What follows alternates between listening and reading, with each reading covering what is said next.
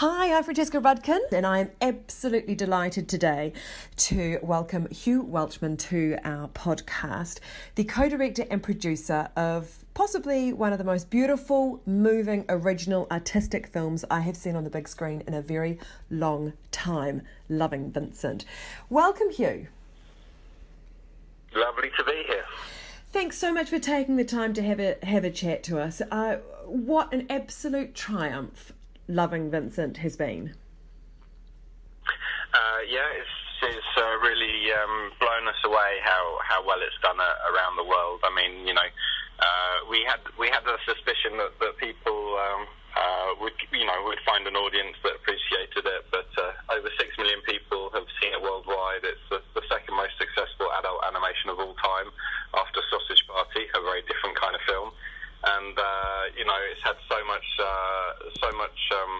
appreciation and love that we, myself and my wife Dorota, who I wrote and directed it with her, and it was her idea, and she's really the main director on the project. So we were blown away by the reception around the world. I can't help but think that maybe when you were pitching this film, though, people might have thought you were a bit crazy. Yeah, I mean, we had kind of different responses.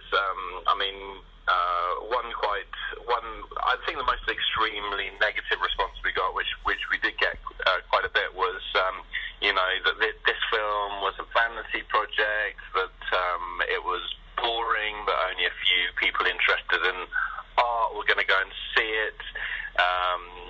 So we got that response. People just thought it was irrelevant and very niche. We also had a lot of people who really they understood that Vincent van Gogh was very popular, and they liked the idea of the film. They liked the visuals. They liked the script, but they just thought it was too risky. They just thought it's never been done before, and it's already risky enough to back any film. And so this film was a technique that was unproven, a production method that might go out of control because it never been done before, and done by two people who never directed a feature film before. So there were a lot of people who thought it was too risky. Yeah. So where did the idea come from, and did you always have in mind to use this particular visual style? And I love the idea of the narrative sort of being this crime investigation that takes a look at those last few days before Vincent van Gogh's death. Well, it started in 2007, before I met Dorota. Her background is that she's a painter, and she'd also worked as an animator. And she's been working on other people's films for a few years, and she just really wanted to kind of venture out and be in charge of her own production. So she wanted to combine her two passion for film and her passion for painting. So she knew that she was going to do a painting animation film, and it was actually going to be a 7-minute project that she was going to paint entirely herself. And she thought about different ideas, but one of her ideas was that she thought maybe she could take a famous painter's work and tell his own story or her own story through those paintings. And as soon as she'd thought that, then she went straight to Vincent, because she knew his work very well. She'd read his letters when she was a teenager. She'd done she visited the Van Gogh Museum when she was 16, and she was a real fan of his work and of his incredibly emotional personal story. So and even when it was a short film, she wanted to, or especially when it was a short film, she wanted to concentrate on his final days, and bring his paintings to life, to try to give this snapshot of how he was feeling and in his final days. And then I came along and thought it looked so amazing. And yeah, she had the visual way of doing it right from the beginning. Yeah. That I thought it should be a feature film rather than a short film, just because then it can just reach a much bigger audience. And I just thought it's such a big story. Vincent's story is such a big story that it should be a feature film. And so then we developed it into a feature film. And in terms of the investigation,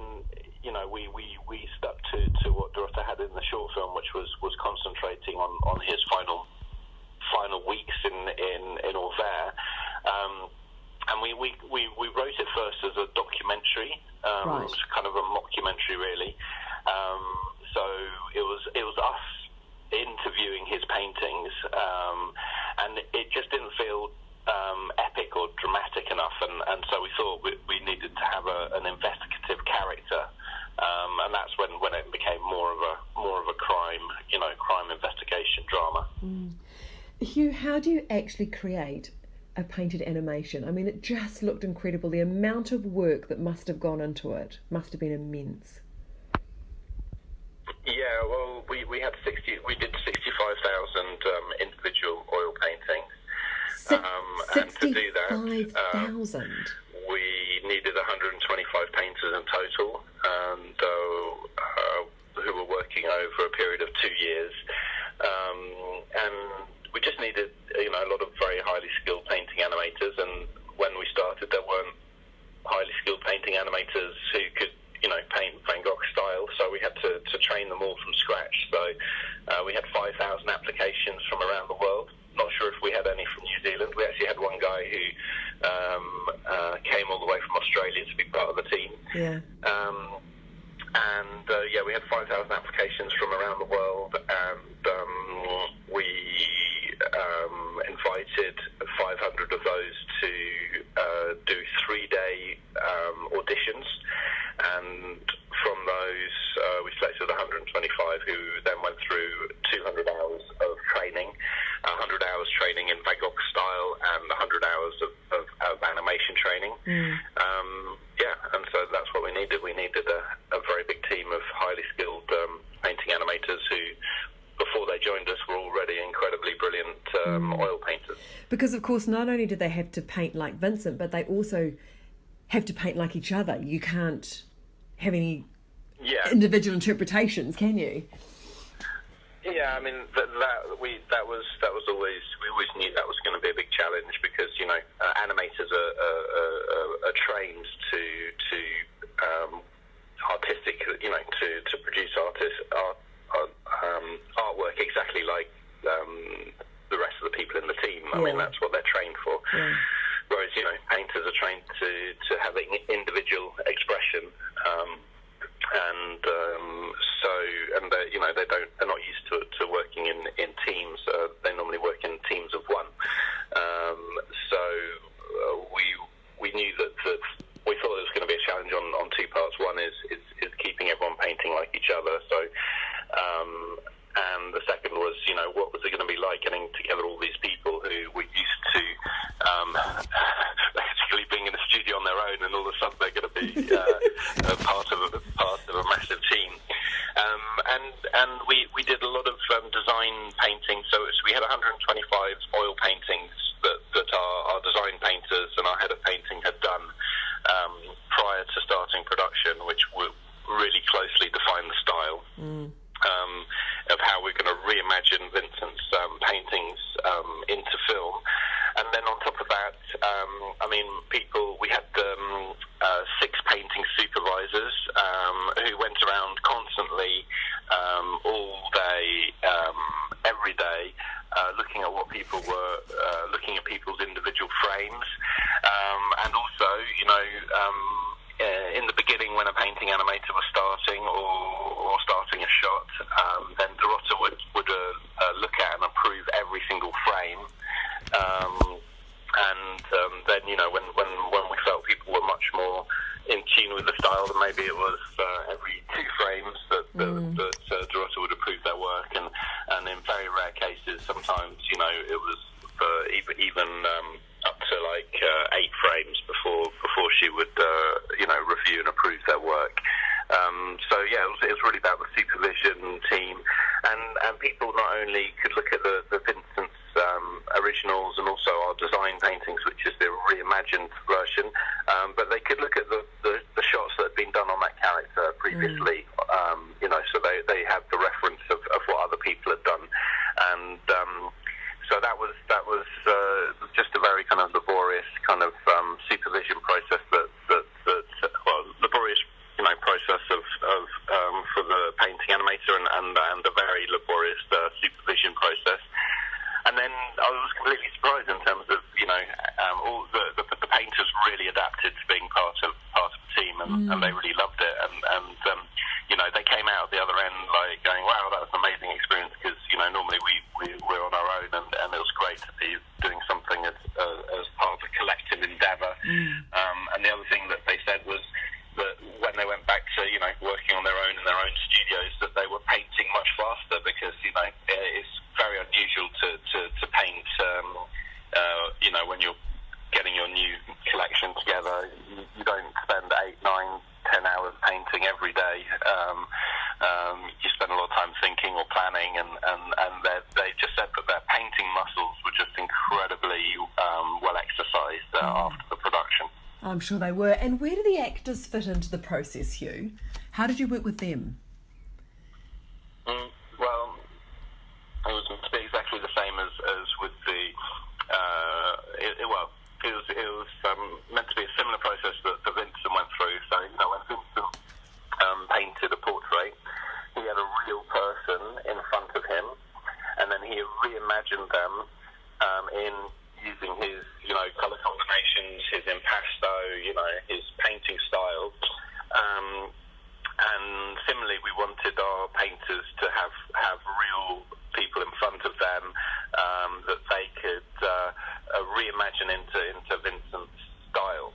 So obviously, and unfortunately, we couldn't have the actors there physically in front of the painters. That'd be too expensive with our very famous cast. So we did live action shoots against green screen with all of our main actors, and then edited it together, and then divided the film up into shots, and then the painting animator would have the shot on a TV screen above their canvas, and they would then look at the shot, and then they would reimagine it frame by frame into Vincent style. Goodness, did you take a holiday after you completed this, Hugh? Funnily enough, no. Oh, gosh. Well, I did a year later. Yeah. And we finished the film, and then Oscars and BAFTAs and all sorts of exciting things happened. Well, we finished the film, and then there was like a 3-month gap between finishing the film and the premiere, and that was kind of a lost 3 months. That was the worst 3 months for me and Dorota of the whole 7, 8 years of making the film. I think we're just so incredibly exhausted from making the film, and also just so nervous about whether people like the film. So I can't actually really remember what we were doing those 3 months, but then as soon as we had the world premiere, which had a standing ovation for 11.5 minutes, so that was very reassuring. Then we were on planes constantly. We did over 100 flights in 10 months from the world premiere and ending with the Oscars. And then finally, we had a month of promotional work after the Oscars, so we're still travelling. And then finally after that, I got to go away, which was good, because I was at a point of mental complete exhaustion.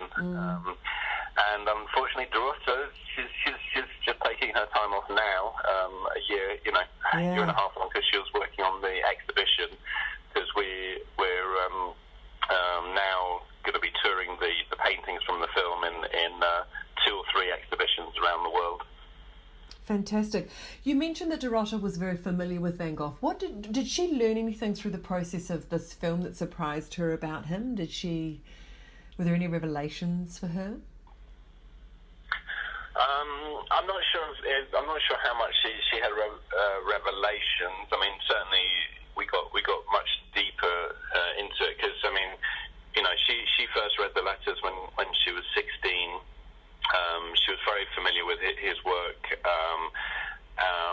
Had reread the letters by the time we started working on the film. I think she was quite in tune with his personality, his life story. In 2010 there was a biography released by Nathan White-Smith, and they speculated suspected that Vincent had been shot by this kind of unruly rich teenager who was holidaying in Anvers-sur-Oise, René Secretan, and so that was happening while we were.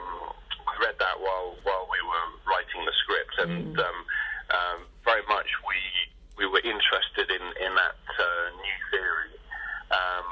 Partly because we'd always wondered why Vincent killed himself at that particular time in his adult life, because things were going quite well for him by comparison with most of his adult life. He'd sold his first painting. Monet, who was already the leader of the new painters and the Impressionists and the Post-Impressionists, had said that he was that Vincent was the brightest new talent in Paris, which was the art capital of the world. He had some reasonable friendships, mainly through letters, but he had some reasonable friendships. He just had his nephew was born and named after him. He'd been signed out of the mental asylum as cured. Physically, he was a lot fitter than he'd been for many years. He'd stopped drinking heavily, which had always exacerbated his moods before. And also, he was doing like one or two paintings every day, each of the masterpieces. So he was working incredibly well at the time of his death. So we'd always had questions. He was someone who was definitely bipolar and had some other complication which hasn't ever been diagnosed. But there are several posthumous diagnoses that have been made, but none of them are in any way conclusive, and probably there'll never be a conclusive diagnosis about what the complicating mental illness was that he experienced towards the end of his life. He hadn't had a fit for in the whole time that he was in Anvers after he left the mental institution. So yeah, we really wondered why he would commit suicide then, and so we thought that there was definitely circumstantial validity to this new theory, especially as his painting gear had disappeared. No one ever found it, which seemed odd that had been removed from the supposed site of the suicide, and also the shot wound that killed him was in his lower abdomen on his left-hand side, which is a very awkward place to try and kill yourself if you're a right-handed man, as Vincent was. So it seemed odd that he hadn't tried to shoot himself in the heart or in the head or in the mouth, or he'd chosen a very, very bizarre place to shoot himself, to kill himself, and then why, if it had worked the first time, didn't he just pick up the gun and do it again? So I think that definitely prompted a lot of excitement in terms of is this possible, and we looked into it, and of course we explored the theory in the film as well. Oh look, it's an incredible film, Hugh, and we're absolutely thrilled to be playing it on Rialto Channel. I am curious though, are you going to keep making films in this particular style? Absolutely. Yeah. Our view was if the film did over $20 million, the film cost us $5 million to make, and if it did over $20 million worldwide, which is about 2 million people worldwide going to see it, then there was enough interest and there was enough of an audience for us to risk, going through the kind of torturous process of financing and production again. Yeah. And in the end, over 6 million people went to see it at the cinemas. So we feel there's a real thirst out there for this kind of artistic expression animation film that's maybe for an adult audience rather than for a family audience with cuddly characters, and we're looking at doing Goya as a horror film next, so something even more challenging and darker, and Well, and I'm sure the painters will be very excited about leaving their studios and getting back together as a team again. They'll be ready for it soon. Oh, yeah, they email us or ping us on social media week in, week out. Yeah. When are you starting the next film? Get on with it. Come on. Hey, thanks so much, Hugh. That is absolutely fantastic.